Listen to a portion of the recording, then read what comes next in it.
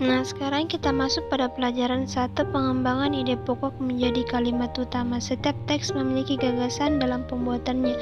Gagasan dasar yang terkandung dalam teks tersebut menjadi ide pokok. Ide pokok biasanya terdapat pada setiap paragraf.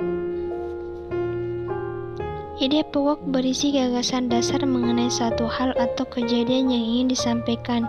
Pembuatan teks, ide pokok tersebut dijadikan dasar dalam pembuatan teks. Untuk membuat sebuah teks, penulis biasanya menentukan dulu topik dan ide pokok. Setelah ditentukan ide pokok tersebut dikembangkan menjadi kalimat utama.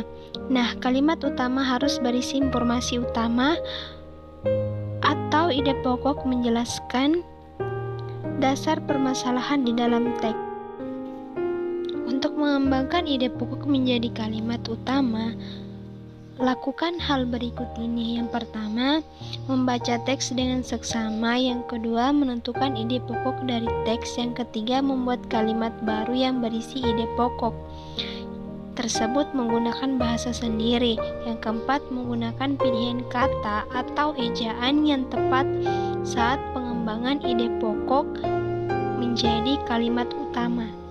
Perhatikan contoh di bawah ini. Simak paragraf non-fiksi berikut ini. Meskipun sering dianggap sebagai hewan pengganggu, belalang ternyata memiliki kandungan nutrisi yang baik bagi tubuh manusia. Menurut beberapa peneliti, dalam tubuh belalang terdapat beberapa jenis kandungan nutrisi seperti protein, vitamin, asam lemak, esensial, dan mineral. Seekor belalang mengandung kurang lebih dari 2-40% protein serta 25-30% vitamin A dalam tubuhnya. Selain itu, pada kulit belalang juga terdapat zat kitosa seperti pada udang. Semua nutrisi tersebut sangat bermanfaat bagi tubuh manusia. Kalimat utama pada paragraf tersebut terdapat pada kalimat pertama, yaitu meskipun sering dianggap sebagai hewan pengganggu, belalang ternyata memiliki kandungan nutrisi yang baik bagi tubuh manusia.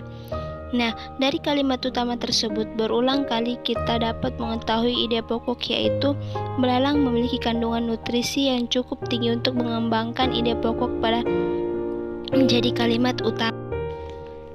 Kamu dapat membuat kalimat baru berisi ide pokok. Pastikan kalimatmu berbeda dengan kalimat pada paragraf yang asli. Nah, contoh kalimat utama yang dibuat dengan kalimat lain yaitu belalang sangat bermanfaat bagi tubuh manusia karena memiliki kandungan nutrisi yang cukup tinggi. Nah, sekarang kita masuk pelajaran 2. Mengembangkan ide pokok menjadi paragraf notifikasi. Untuk menulis paragraf notifikasi dari ide pokok utama teks, ada beberapa hal yang perlu diperhatikan, yaitu yang pertama, menentukan topik. Misalnya, kamu ingin membuat teks notifikasi dengan topik harimau sang pemangsa utama dalam ekosistem hutan.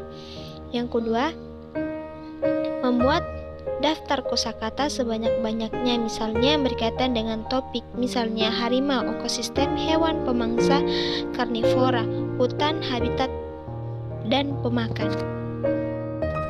Yang ketiga, kalimat pendukung berdasarkan informasi tambahan atau kosakata yang telah kamu tulis sebelumnya.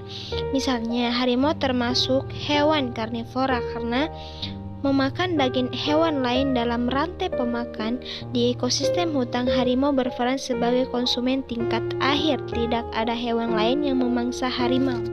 Nah, yang keempat, menyusun kalimat utama dan kalimat penyelesaian sesuai urutan. Misalnya, menjadi sebuah paragraf notifikasi yang padu, misalnya sebagai berikut. Sebagai anggota ekosistem hutan, harimau merupakan produkator utama dalam rantai makanan. Nah, harimau termasuk hewan karnivora karena memakan daging hewan lain dalam rantai makanan. Di ekosistem hutan, harimau berperan sebagai konsumen tingkat akhir. Hal itu karena tidak ada hewan lain yang memakan harimau.